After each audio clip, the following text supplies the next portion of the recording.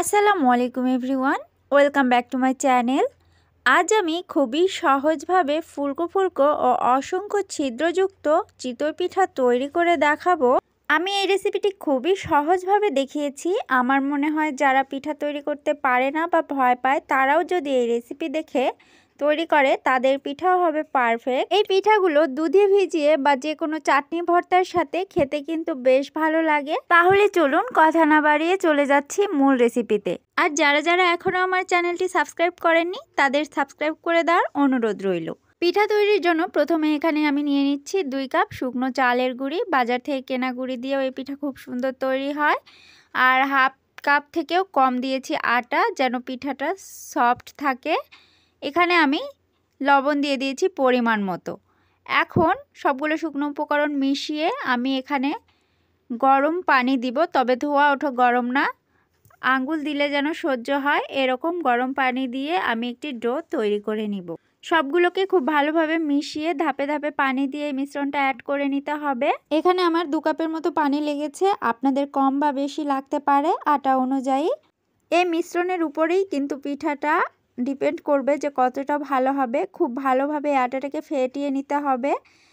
5 থেকে 6 মিনিট অনবরত ফেটিয়ে নিলেই মিশ্রণটা তৈরি হয়ে যাবে। তবে আমি এখানে ব্লেন্ডার জারে এটাকে বিট করে নেব 2 মিনিট। আর আপনারা যদি ব্লেন্ড করে না নেন তাহলে তো বলেই দিলাম 5-6 মিনিট খুব ভালোভাবে আটাটাকে ফেটিয়ে নেবেন। দেখুন আমি মিশ্রণটাকে ব্লেন্ডার জারে দিয়ে দিয়েছি আর এটাকে 2 মিনিট ধরে ব্লেন্ড করে নিয়েছি। এখন আমি আবার বাটিতে মিশ্রণটাকে ঢেলে দিচ্ছি আর এর কনসিস্টেন্সিটা দেখুন কেমন আছে। আর আমি বারবার বলছি খুব বেশি পাতলা হবে না, তবে সামান্য পাতলা হবে। এখন আমি পিঠাগুলো তৈরি করার জন্য এখানে নিয়েছি মাটির একটি হাঁড়ি। আপনারা লোহার কড়াইয়েও পিঠা তৈরি করে নিতে পারেন, তবে মাটির হাঁড়ি বা লোহার কড়াই যেটাই হোক না কেন পিঠা তৈরির আগে খুব ভালোভাবে ওটাকে হিট করে নিতে হবে। ফ্রি হিট করে নিতে হবে 3 থেকে 4 মিনিট। এরপর পিঠার মিশ্রণটা দিয়ে যখন দেখবেন বুদবুদ উঠতে শুরু করেছে তখন ঢাকনা দিয়ে ঢেকে দিবেন, যেন ভিতরে বাতাস প্রবেশ না করে। এরকম ঢাকনি দিয়ে ঢেকে দিতে হবে। ঢাকনা দিয়ে ঢেকে দেওয়ার 1.5 থেকে 2 মিনিট পর খুলে দেখবেন পিঠাটা কিন্তু হয়ে গেছে।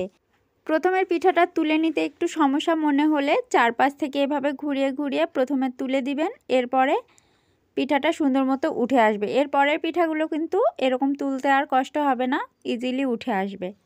তো দেখুন পিঠাগুলো কতটা পারফেক্ট হয়েছে, অসংখ্য ছিদ্রযুক্ত। দুধে ভিজানোর জন্য একদম পারফেক্ট হয়েছে পিঠাগুলো। এরকম পিঠা তৈরি করে দুধে ভিজিয়ে আপনারা পরিবেশন করতে পারেন। আমি আরেকটা পিঠা আপনাদেরকে তৈরি করে দেখাচ্ছি। আর ঠিক একইভাবে আমি সবগুলো পিঠা তৈরি করে নিব। পিঠার রেসিপি ভালো লেগে থাকলে আমার চ্যানেলটি সাবস্ক্রাইব করে দিয়ে পাশে থাকা বেল আইকনেতে ক্লিক করে রাখবেন, তাহলে আমার নিত্য নতুন ভিডিও সবার আগে পেয়ে যাবেন। আশা করছি আমার এই পিঠার রেসিপি আপনাদের কাছে ভালো লাগবে। ভালো লেগে থাকলে রেসিপিটি অবশ্যই ফ্রেন্ডস অ্যান্ড ফ্যামিলির সাথে শেয়ার করে দিবেন। দেখুন আমার এই পিঠাটিও হয়ে গেছে। এখন আমি এখান থেকে একটা পিঠা আপনাদেরকে ভেঙে দেখাচ্ছি, এর ভেতরটাও। প্রিয় দর্শক, আজ আর কথা বাড়াচ্ছি না, আজকের মতো এখানেই বিদায় নিচ্ছি। আবারও নতুন কোনো ভিডিও নিয়ে হাজির হয়ে যাব। সে পর্যন্ত সবাই ভালো থাকবেন, সুস্থ থাকবেন। আল্লাহ হাফেজ।